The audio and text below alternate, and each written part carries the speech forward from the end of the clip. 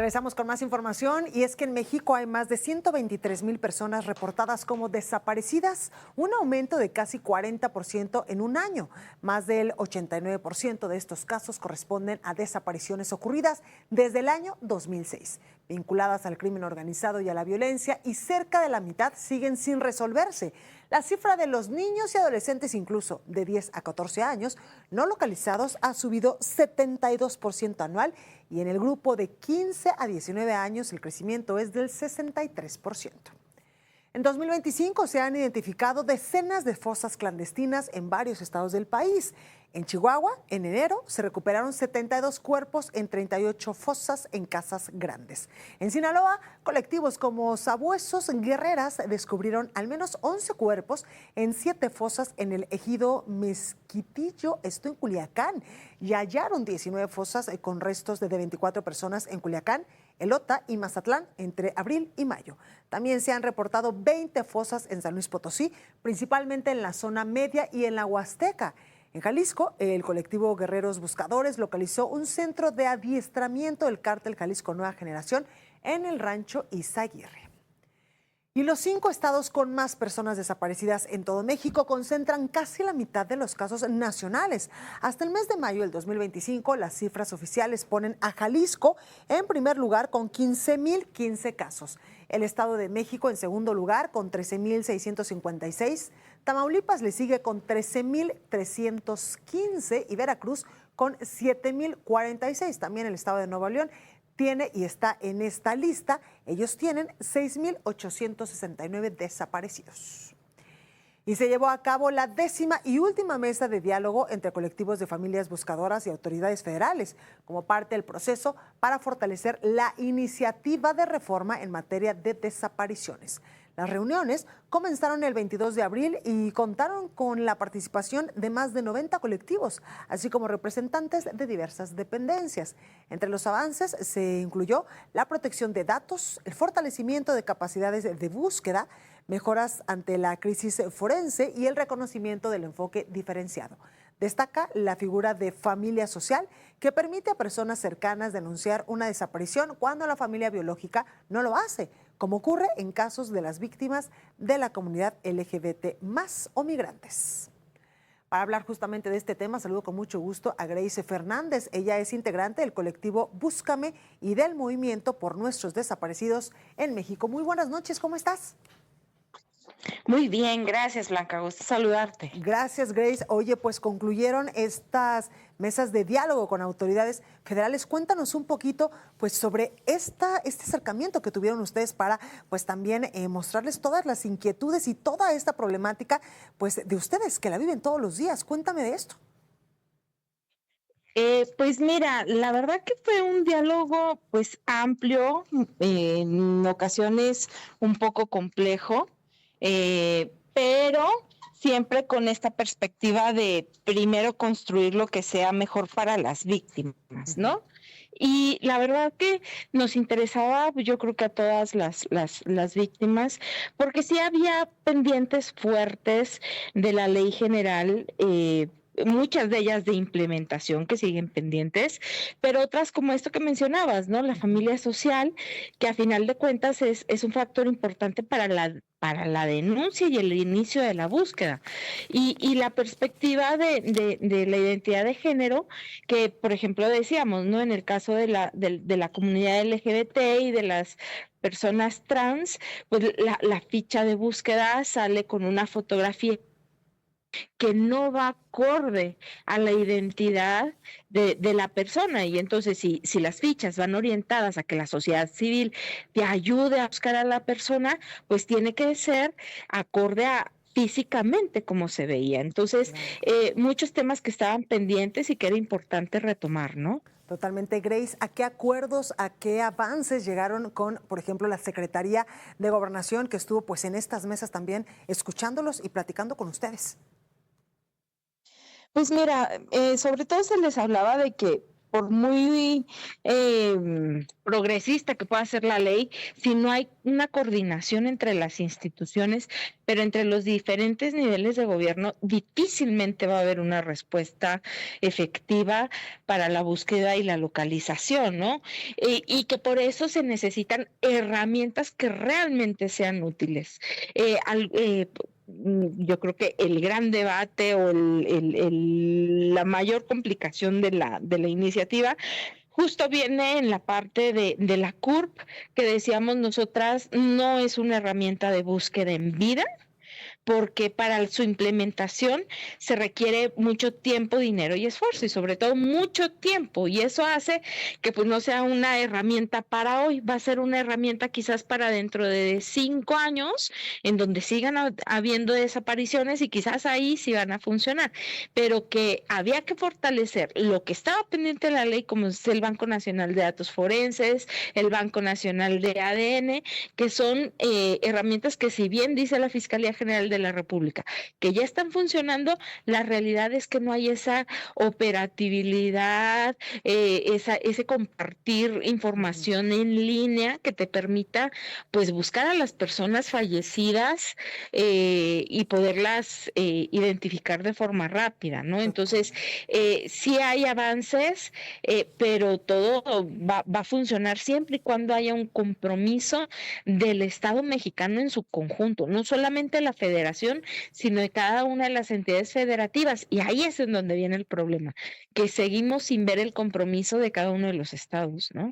Sí, claro. Y qué importante, Grace, esto que dices, porque ustedes pues han tenido la oportunidad de expresarle justamente esto, sus inquietudes a la Secretaría de Gobernación y a otros actores, incluso federales. Pero ¿y qué pasa con los estados, donde realmente es donde muchas veces, me atreveré a decir, está realmente el problema de las desapariciones? Exacto, y parte de lo que hemos venido señalando en las mesas de diálogo es, Ujú. y hay un gran involucramiento de las autoridades estatales con los grupos delincuenciales. Entonces, tanto los tienes que obligar a buscar de forma inmediata, porque son los que están ahí en el sitio, son los que tienen la capacidad de responder de forma inmediata, pero también la federación tiene una obligación y un compromiso, porque a final de cuentas ellos solos no se van a investigar, no se van a perseguir. Ahí es en donde tiene que entrar la federación, pues a procurarnos justicia, ¿no? Entonces, Ujú. parte de lo que nos decían es que van a estar buscando un encuentro con los gobiernos estatales justo para pedirles el pongámonos a trabajar en el tema de desaparecidos, ¿no? Claro. Grace, entendemos que esta iniciativa es un gran paso, pero ¿llega tarde para buscar a nuestros desaparecidos en el país? Sí, sí, porque a final de cuentas no fue sino hasta el 2018 que entró en vigor la ley general Ujú. y pues estamos en 2025 y sigue sin funcionar los bancos en materia forense para lo que esperábamos fuera pues una rápida identificación, ¿no? Ujú. Pues, sigue incrementando el rezago. El año pasado cerrábamos con más de 72,000 cuerpos, pero una gran cantidad de fragmentos óseos que ni siquiera sabemos cuántos son, Claro. ¿no? Y sin estas bases de datos, pero sin los servicios médicos forenses fortalecidos y sin, vamos, cooperar con los centros de identificación humana, difícilmente vamos a lograr identificarlos y regresarlos a casa. Vuelvo a que puedes tener todas las instituciones, puedes tener miles de elementos buscando a las personas, pero si realmente no hay una voluntad política de encontrarlos, Ujú. no va a suceder. Y eso es a lo que le estamos apostando, ¿no? Por parte de las familias, ponemos el tiempo y la disposición de construir, pues esperamos vamos, en retribución, la voluntad política y el trabajo de todas las autoridades. Totalmente. Oye, Grace, cuéntame de este colectivo Búscame al que tú perteneces. Mira, nosotros somos pues puros familiares de personas desaparecidas en 9 estados de la República. Ujú. Y lo que hacemos, pues, es, básicamente incidencia para ayudarle a las autoridades a que nos atiendan, o sea, no solamente a nosotras, sino a todas las familias de cada una de las entidades, como corresponde en cuanto sucede una desaparición. Y damos acompañamiento a algunas familias que así lo solicitan, justo para que las primeras horas, que son las fundamentales, en donde se Ujú. tienen que hacer diligencias urgentes, básicas, se realicen, ¿no? Pero también hacemos otras funciones, como pues las búsquedas en los cerezos, en campo, buscando las fosas clandestinas, y tenemos, por ejemplo, un podcast en donde buscamos que la sociedad civil entienda el por qué les buscamos. Nosotros decimos que les buscamos porque les amamos, Claro. pero si tú no, si no puedes entender hasta dónde puedes llegar por proteger a tu familia, pues Sí. difícilmente vas a entender que si no nos apoyas, cualquier día puedes necesitar y estar en esta misma situación y necesariamente vas a requerir la ayuda de un colectivo, ¿no? Totalmente. Oye, Grace, ¿tú has recibido algún tipo de amenaza, intimidación por hacer pues esto dentro del colectivo y por pues ayudar a otras familias incluso a buscar a sus desaparecidos?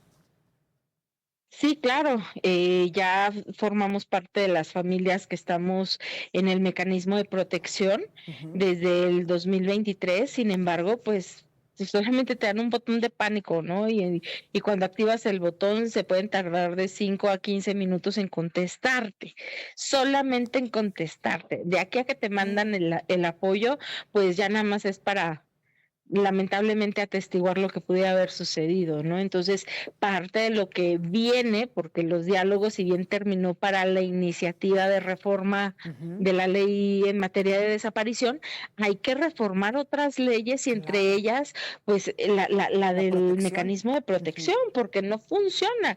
O sea, decíamos, pues quizás con gran dificultad un periodista puede retomar su trabajo periodístico, quizás ya no en la misma línea que su expertise, pero en otro lado la puede retomar. Nosotros siempre vamos a volver al lugar en donde sucedió la amenaza, porque ahí es en donde fue desaparecido nuestro familiar, porque ahí sigue desaparecido nuestro familiar Ujú. y porque somos parte de una colectividad que entre todas se ayudan. Y entonces, Sí. aunque ya hayan algunas compañeras encontrado a sus hijos, la realidad es que siguen ayudando a las demás que todavía no están en posibilidad de encontrarlos. Entonces eso nos pone en un doble riesgo Claro. porque no hay forma de que eviten que regresemos al lugar en donde se sufrió la amenaza o el atentado, ¿no? Pero, sin embargo, esto, Grace, no las detiene.